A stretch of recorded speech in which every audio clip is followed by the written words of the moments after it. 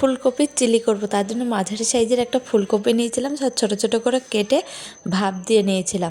Capsicum, tomato, পেঁয়াজ কেটে নিয়েছিলাম আর আদা রসুনের পেস্ট করে নিয়েছিলাম।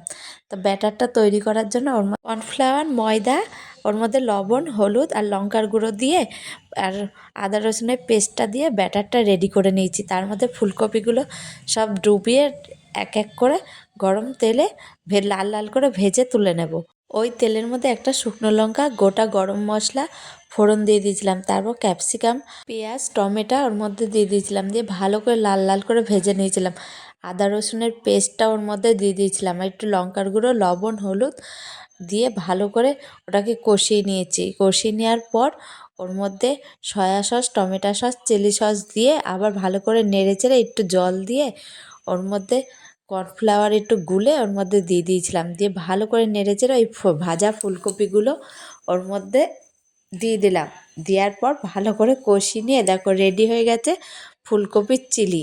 তো তোমাদের এই ভিডিওটা কেমন লাগলো কমেন্ট করে অবশ্যই জানিও। Tata, bye bye.